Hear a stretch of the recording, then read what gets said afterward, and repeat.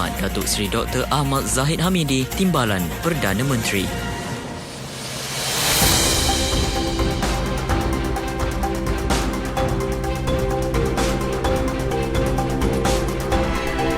Assalamualaikum dan selamat malam kepada anda bersama dengan kami. Waktu ini di siaran Bernama Radio, kami bawakan temu bual eksklusif pada malam ini menyentuh topik kita, Jiwa Pejuang Cerminan Madani. Bagan Datuk merupakan sebuah pekan kecil yang terletak di muara Sungai Perak yang dibuka pada tahun 1896. Pertanian dan perikanan merupakan antara aktiviti ekonomi penduduknya pada peringkat awal dahulu, dan Bagan Datuk juga pernah dikenali sebagai pengeluar terbesar kelapa negara. Tapi disebabkan peredaran masa, peningkatan dari segi pendidikan, berlaku penghijrahan keluar dalam kalangan anak muda khususnya disebabkan atas faktor penawaran peluang pekerjaan. Pun begitu, ia bukan kekangan untuk Bagan Datuk tidak membangun, dan pasti sebenarnya banyak perancangan yang dalam percaturan penerajunya yang pada malam ini bersama dengan kita di studio Bernama Radio, dan membawa kepada waktu perbincangan kita, perbualan kita pada malam ini dalam lebih kurang 30 minit yang kita nak bersembang santai sebenarnya dengan jiwa pejuang yang membawa kepada cerminan madani yang amat berhormat Datuk Seri Dr. Ahmad Zahid Hamidi, Timbalan Perdana Menteri merangkap Menteri Kemajuan Desa dan Wilayah. Assalamualaikum Datuk Seri. Assalamualaikum warahmatullahi wabarakatuh. Baik, terima kasih kerana bersama dengan kami menerusi program Temu Bual eksklusif. Dan terlebih dahulu suka saya maklumkan, saya juga orang Perak Datuk Seri, ya, di Setiawan Perak, dan setiap kali saya pulang saya melalui Kuala Selangor, saya melalui WCE, dan bila melihat signboard Bagan Datuk, pastinya kita nak tahu juga, memberi gambaran kepada yang lain apa sebenarnya kekuatan di Bagan Datuk Datuk Seri. Saya ingin mengucapkan terima kasih pada pengurusan kanan bernama pegawai dan kaki tangan yang sudi memanggil saya datang ke sini selepas 5 tahun. Okey. Dan satu ketika tu saya juga pernah menjadi Timbalan Menteri Penerangan, di mana bernama adalah di bawah tanggungjawab saya. Ini ibarat sirih pulang ke ganggang, sebab dulu saya pernah menjadi Timbalan Perdana Menteri, dan buat kali kedua saya diberikan portfolio yang lain. Bagan Datuk adalah kawasan luar bandar, dan Bagan Datuk merupakan daerah yang terbongsu di negeri Perak, iaitu daerah yang ke-12 setelah ke bawah Duli Yang Maha Mulia Paduka Seri Sultan Perak mengisytiharkan atas perkenan baginda. Dulu Bagan Datuk di bawah daerah Hilir Perak, dan sebagai sebuah daerah yang baru, tentunya faktor keterbelakangan ini menyebabkan perkenan tuanku menjadikan Bagan Datuk sebagai daerah yang mempunyai potensi untuk dimajukan. Sebagai daerah yang baru, tentulah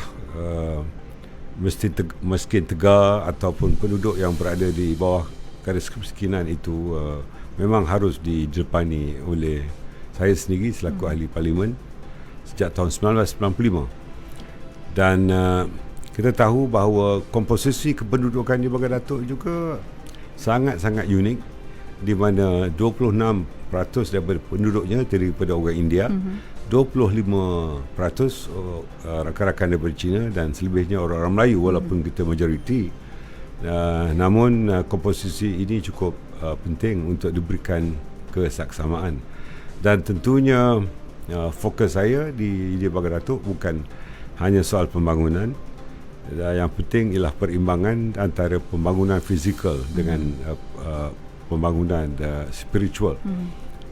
Dan dalam kali ini beruntunglah orang Setiawan yang akan melalui Bagan Datuk. Betul. Kerana di sana ada jambatan baru yang akan menghubungkan Bagan Datuk dengan Setiawan, dan akan ada jambatan daripada Sabak Bernam melalui Sungai Etawa ke Hutan Melintang, dan insya-Allah ini adalah merupakan satu new growth area yang menjadi sasaran kepada kerajaan negeri dan juga kerajaan persekutuan. Okey, jambatan sejagut Bagan Datuk juga dilaporkan media baru-baru ini antara yang bakal mencuri tumpuan, dan apa sebenarnya menarik mengenai jambatan tersebut dan juga pembangunan fasiliti yang bakal diperhebatkan di Bagan Datuk, dan sekaligus memberi impak. Kita tahu di Bagan Datuk ada beberapa lokasi yang menjadi potensi untuk sektor pelancongan, Datuk Seri. Potensi terlalu banyak, tetapi mungkin kita tidak mempromosikan produk-produk itu secara tuntas. Antaranya di Bagan Datuk, di Sungai Burung, nama tempat itu. Di situ terdapat taman bunga matahari. Ya, mungkin ada tempat lain mungkin, tapi yang terbesarnya di Bagan Datuk. Di situ juga ada blue tears, ya. Ya, di Pulau Sembilan. Di malam hari umpamanya terdapat di permukaan air itu warna biru yang menjadi gelombang dan berada di kawasan perairan yang tenang, iaitu ikan-ikan bilis yang bermata biru sebenarnya. Itu dipanggil blue tears. Tidak banyak tempat yang begitu di dunia, mungkin satu daripada 7 tempat di seluruh dunia. Kita juga mempunyai sky mirror. Sky mirror artinya kita ada sebuah beting pasir yang kita panggil beting berah basah, yang mempunyai sejarah yang tinggi, yang lama, di mana pertabalan Tuanku Sultan Perak yang terakhir lazimnya berada di beting berah basah. Apa yang ada di situ, sky mirror ialah apabila kita berdiri di beting itu, dan kalau kita mengambil gambar, so gambar kita seolah-olah kita ada cermin di bawah. Jadi bukan hanya bayangan, tapi gambar yang sebenarnya. Dan istimewanya dalam sehari, tempoh untuk mengambil gambar sky mirror ini cuma 2 jam saja. Dan kalau kita terlepas waktu itu, hari-hari yang berikutnya. Tetapi kalau cuaca kurang baik, mungkin kita terpaksa bermalam di Bagan Datuk. Ada kena ada rezeki juga ya, nak dapatkan gambar di sky mirror tu. Ya, betul. Baik, selain daripada itu juga kita nak beralih sedikit dalam mengenali Datuk Seri sendiri kan, dalam suka duka kerjaya politik, atau boleh juga kita sebut dalam kehidupan Datuk Seri sendiri. Umum kita boleh dengar jawapan bagi soalan ini, Datuk Seri, betapa kuatnya menjadi seorang Datuk Seri Dr. Ahmad Zahid Hamidi. Saya tidak sekuat mana. Saya hanya seorang insan biasa yang mungkin Allah telah tentukan bahawa saya berada di dalam kedudukan sekarang. Tapi kita harus mengakui hakikat, hujan memang datang bertalu-talu. Tapi pegangan saya tidak akan buat rumah di tepi pantai kalau tidak sanggup diladuk ombak. Okey, baik. Dan pola kerjaya Datuk Seri sebagai Timbalan Perdana Menteri dan juga Menteri Kemajuan Desa dan Wilayah KKDW setakat ini untuk menyumbang ke arah Malaysia Madani seperti mana yang diwawarkan oleh Perdana Menteri untuk aspirasi kerajaan perpaduan, Datuk Seri? Konsep negara Madani ini apabila hijratul Rasul, ya, hijrahnya Rasulullah sallallahu alaihi wasallam daripada Mekah ke Madinah dengan melalui pelbagai ujian, ya. Itu berlaku pada tahun pertama hijrah. Kini peristiwa itu telah berlalu selama 1444 tahun. Apabila Rasulullah SAW berada di Madinah, baginda mewujudkan Sahifah Madinah, iaitu pelbagan sebuah negara Madinah. Madinah itu sebenarnya adalah daripada perkataan Arab yang bermaksud bandar. Bila Madani artinya berlaku perubahan, berlakunya game changer, ya, yang dilakukan oleh Rasulullah sallallahu alaihi wasallam, bukan hanya dari segi soal hijrah, horizontal mobility, horizontal social mobility ketika itu, tapi ialah hijrah dari segi kaedah, di mana masyarakat yang bergabung antara puak Ansar dan Hajirin yang berpindah dan yang berada di sana, terdapat cakupan silang budaya dan berlaku asimilasi sosial apabila orang Mekah dan orang Madinah duduk bersama-sama dengan pegangan yang berbeza ketika itu, tetapi Rasulullah SAW dapat mencantumkan mereka dan membangunkan Madinah itu sebagai the new center of civilization, ataupun pusat ketamadunan baru dan ketamadunan Islam. Okey, baik. Dan untuk membawa dan juga menerapkan konsep madani itu dalam jiwa anak muda, apa antara peranan yang dimainkan oleh Datuk Seri sendiri sebagai jawatan timbalan Perdana Menteri? Kita lihat bahawa idea untuk negara atau masyarakat madani ini telah tercetus lebih daripada suku abad yang lalu. Apabila Yang Amat Berhormat Datuk Seri Anwar Ibrahim sendiri telah melontarkan dan membalingkan beberapa idea bagaimana masyarakat Malaysia ini harus dicorakkan. Artinya soal ketamadunan bukan artinya tamadun sebelum ini kita tidak ada tamadun.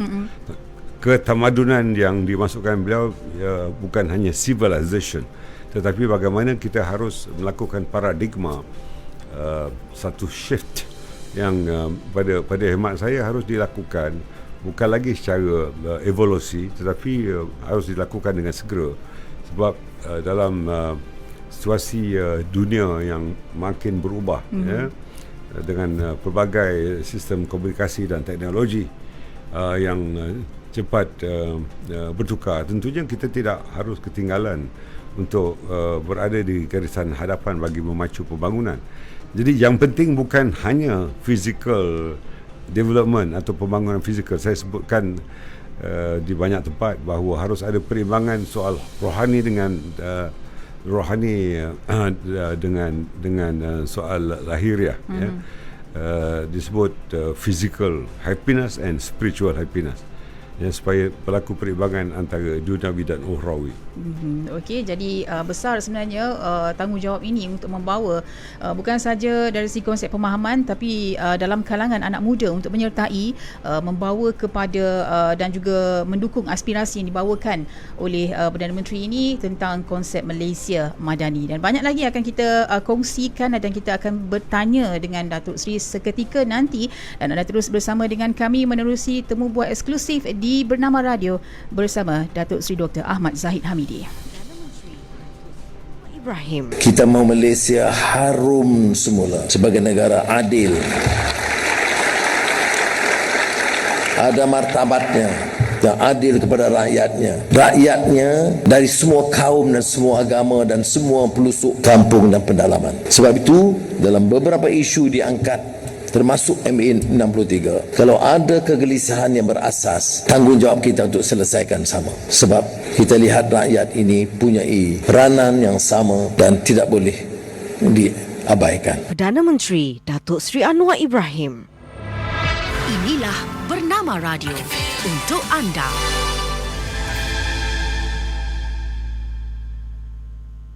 Ikuti Bernama Radio di Facebook, Twitter dan Instagram. Bernama Radio untuk anda.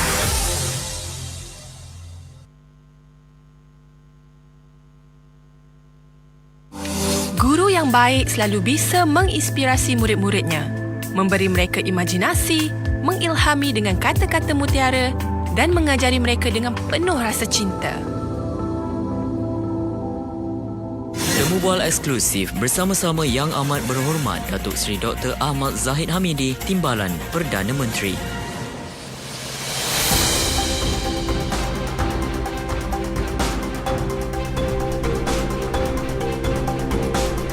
Okey, baik, kembali waktu ini di Bernama Radio bersama dengan saya Syuhada Armawan menerusi temu bual eksklusif yang kami bawakan kepada anda, Jiwa Pejuang Cerminan Madani bersama Datuk Seri Dr. Ahmad Zahid Hamidi, Timbalan Perdana Menteri dan Menteri Kemajuan Desa dan Wilayah. Dah banyak kita kupas berkaitan dengan bagan Datuk dan juga pola pekerjaan dan juga jawatan yang dipegang oleh Datuk Seri Dr. Ahmad Zahid Hamidi. Dan sedikit mengenai politik, iaitu UMNO, Datuk Seri. Selepas biduk berlalu, seperti umum mengetahui, apa impian dan juga harapan Datuk Seri terhadap UMNO dan juga ahli-ahlinya selepas ini? Biduk lalu kiamang bertahun. Itu peribahasa yang mudah disebut, tapi sukar untuk dicapai. Ya. Tetapi tidak mustahil pencapaian itu dibuat dengan usaha kita.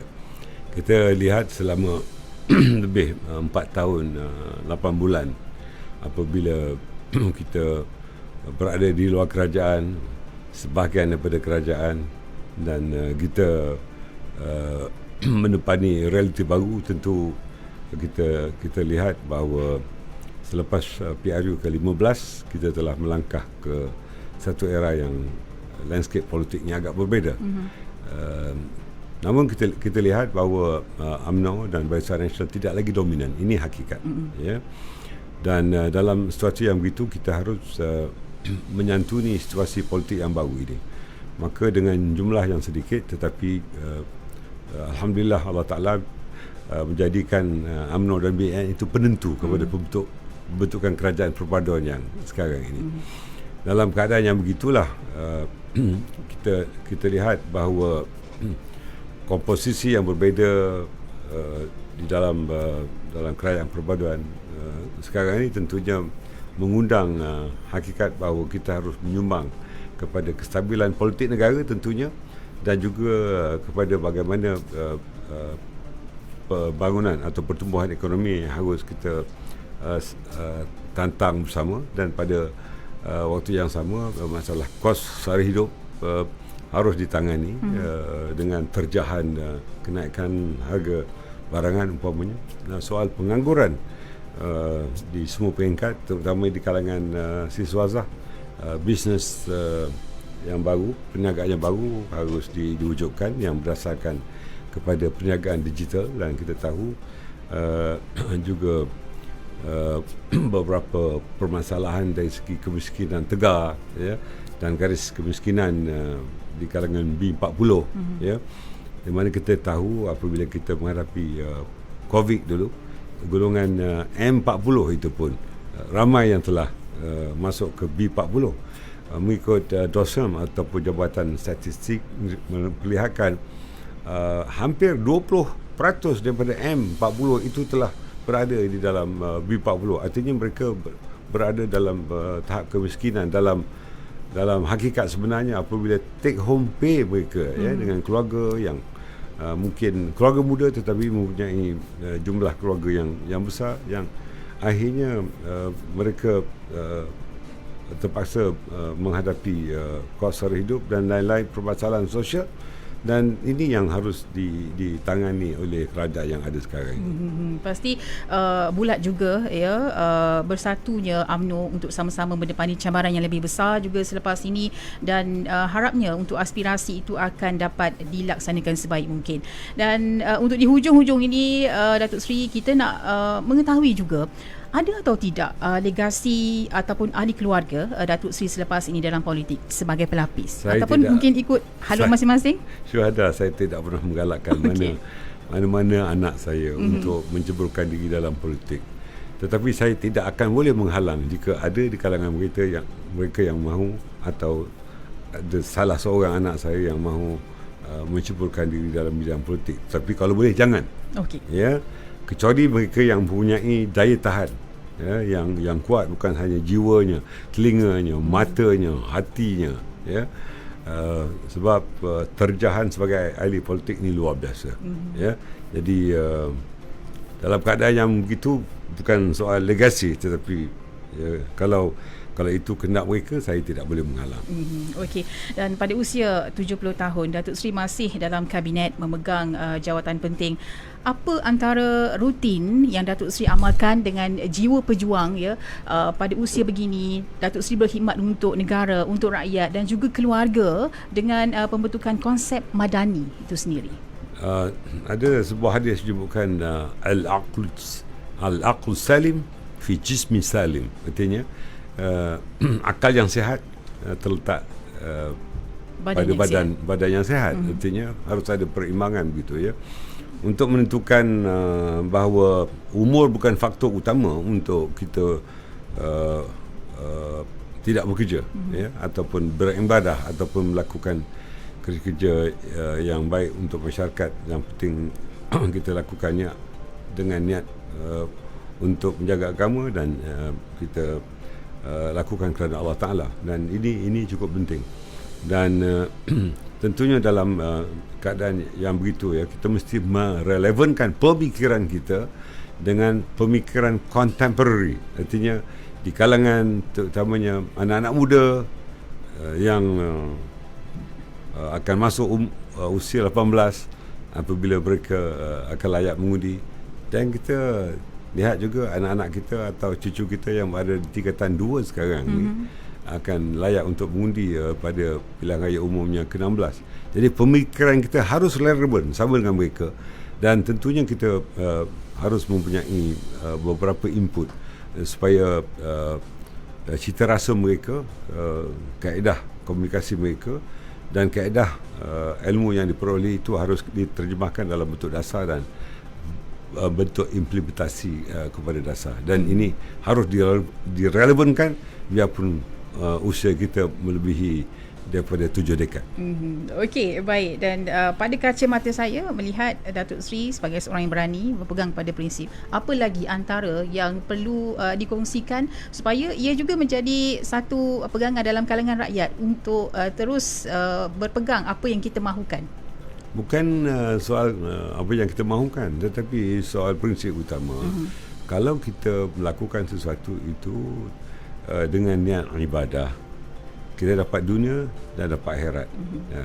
Dan kalau kita melakukan sesuatu itu untuk akhirat, sebenarnya kita dapat dunia. Tetapi kalau kita melakukan sesuatu itu hanya untuk dunia, akhirat tidak diperoleh. Ya, jadi dalam keadaan macam itu, mungkin saya agak berbeza. Saya bukan ulama, tetapi saya sangat berpegang pada prinsip-prinsip pengurusan secara Islam, Islamic management. Okey, baik. Jadi itu sahaja soalan saya untuk Datuk Seri. Selepas ini jangan lupa terus anda saksikan Bernama TV, kerana apa? Datuk Seri akan berada menerusi program Ruang Bicara tepat pukul 9 malam nanti, dan boleh saja untuk anda bertanyakan soalan, ada mungkin sebarang pandangan yang nak diajukan, terus menerusi program Ruang Bicara di Bernama TV seketika nanti. Terima kasih Datuk Seri kerana bersama dengan kami di Bernama Radio pada waktu ini. Terima kasih Syuhada, terima kasih Radio Bernama, terima kasih kepada pegawai teratas yang terus sudi menyebut saya, insyaAllah. Okey, baik. Sekian saja untuk temu bual eksklusif yang kita bawakan bersama dengan Datuk Seri Dr. Ahmad Zahid Hamidi, Timbalan Perdana Menteri dan Menteri Kemajuan Desa dan Wilayah. Terus anda ikuti kami di Bernama Radio untuk anda.